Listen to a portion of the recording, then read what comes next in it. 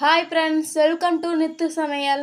இன்னைக்கு பார்க்க போற ரெசிபி முருங்கைக்காய் மசாலா எப்படி செய்யறதுன்னு பார்க்கலாம். முருங்கைக்காய் மசாலாவுக்கு நம்ம மசாலா ரெடி பண்ணிக்கலாம். 2 ஸ்பூன் எண்ணெய் விட்டுக்கிறேன்.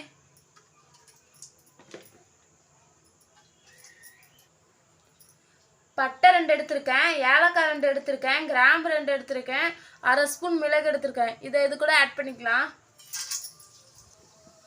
சோம்பு 1/2 டீஸ்பூன் எடுத்து வச்சிருக்கேன், இது கூட ஆட் பண்ணிக்கலாம். ஜீரகம் 1/2 டீஸ்பூன் போட்டுக்கிறேன். ஒரு 10 பல்லு பூண்டு எடுத்து வச்சிருக்கேன். வெங்காயம் ஒரு 6-7 வெங்காயம் எடுத்து வச்சிருக்கேன், சின்ன வெங்காயம். இது கூட சேர்த்துக்கலாம். நல்லா இதை வணக்கலாம். வெங்காயம் நல்லா வணங்கிருச்சு. தக்காளி 2 தக்காளி எடுத்து வச்சிருக்கேன், இது கூட சேர்த்துக்கிறேன். கொத்தமல்லி 2 ஸ்பூன் எடுத்துருக்கேன், இது கூட சேர்த்துக்கிறேன். மஞ்சள் தூள் 1/2 டீஸ்பூன் போட்டுக்கிறேன். மிளகாய் தூள் 1/2 டீஸ்பூன் போட்டுக்கிறேன். கறி மசாலா 1 டீஸ்பூன் போட்டுக்கிறேன். நல்லா இதை இப்போ கலந்து விட்டுக்கலாம், பச்சை வாசனை போகிற அளவுக்கு. லைட்டாக கொஞ்சம் தண்ணி தெளிச்சிக்கோங்க, அடி பிடிக்காமல் இருக்கிறதுக்காக.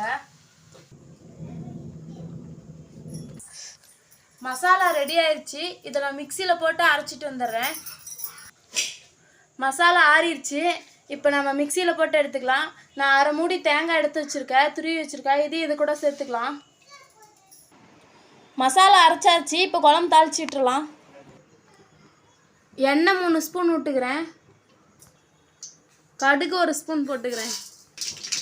பெரிய வெங்காயம் 3 வெங்காயம் அரிஞ்சு வச்சுருக்கேன், இது கூட ஆட் பண்ணிக்கிறேன். கருவேப்பிலை 1 கொத்து போட்டுக்கிறேன். நல்லா வெங்காயத்தை கண்ணாடி பதம் வர அளவுக்கு வணக்கிக்கலாம். வெங்காயம் நல்லா கண்ணாடி பதம் வந்துருச்சு. இப்போ மசாலா ஊற்றிக்கலாம்.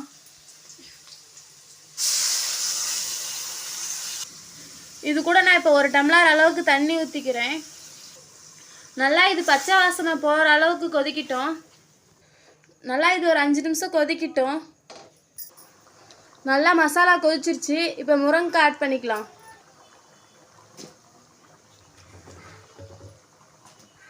உப்பு தேவையான அளவு போட்டுக்கலாம். 10 நிமிஷம் வேகட்டும், மூடி வச்சுக்கலாம். முருங்கைக்காய் நல்லா வெந்துருச்சு. இப்போ கிரேவி தான் வந்துருச்சு.